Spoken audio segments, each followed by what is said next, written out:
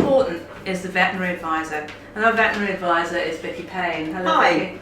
And you're from the Four Seasons Holistic Veterinary Care, is that right? Yeah, In that's Sussex. right, yes. And who's this? This is Rebus, he's my nearly 10-year-old Springer. 10 years going on 10 weeks, I think, from the way you've been wiggling around today. So tell me how you got involved with Breakthrough. So when I was doing some additional behaviour training, I learnt about the original dietary modification for raising serotonin in dogs. And I've used that very successfully for a number of years. So the basic idea with that was that you took a high quality lamb and rice based food and added some additional vitamin B6 to that. And then 2 to 3 hours later you fed the dogs some carbohydrate and you repeated that twice a day. The downside to that works really well, the dog's behaviour improved, but realistically a lot of owners really struggled with that. If they're out at work, getting back to feed their dogs 4 times a day was a problem. And some dogs weren't that interested in eating plain carbohydrate on its own. We were mostly using some mashed potato, which on its own with no butter is not the most exciting thing for dogs to eat.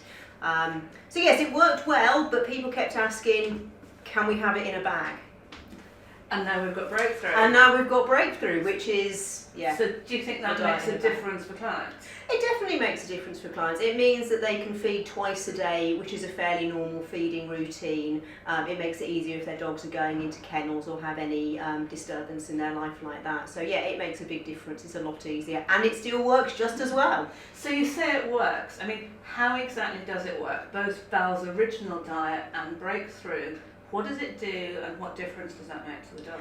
So what the dietary modification does and what Breakthrough do is raise the level of serotonin that's in a dog's brain. So serotonin is a neurotransmitter and it's really important in normal behaviour and learning. If dogs, or people for that matter, have low levels of serotonin, then they can suffer from anxiety, they can struggle to learn new behaviours, which is often what we're doing as behaviourists. Right through to depression. We can have dogs that are more reactive with other dogs that don't cope with change.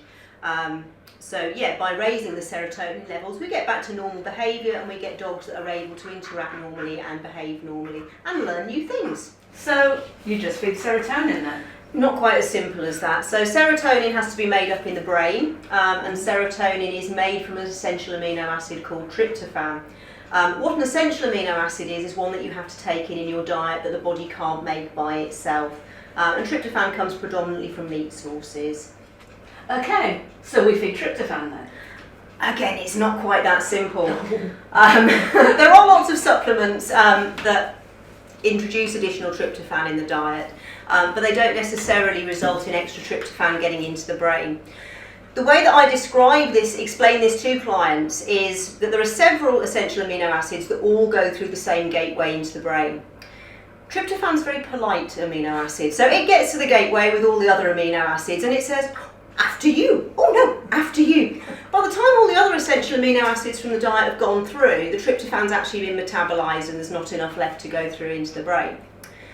Now, what Breakthrough does is make it easier for the tryptophan to get into the brain. So by feeding a slow release carbohydrate or by feeding the carbohydrate a couple of hours after the protein and rice based food, it raises levels of insulin. The insulin makes the other amino acids go and have a little rest in the muscles for a bit, so they go and sit in the dog's muscles.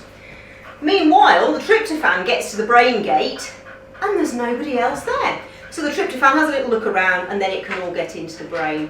Additional levels of tryptophan in the brain mean that the dog can make additional serotonin, raises serotonin levels and then feel a happier, more relaxed dog. Wow, okay, that is probably the best explanation I have ever heard as to how serotonin works in the brain. Absolutely fantastic. So are you finding that clients are really enthusiastic about this?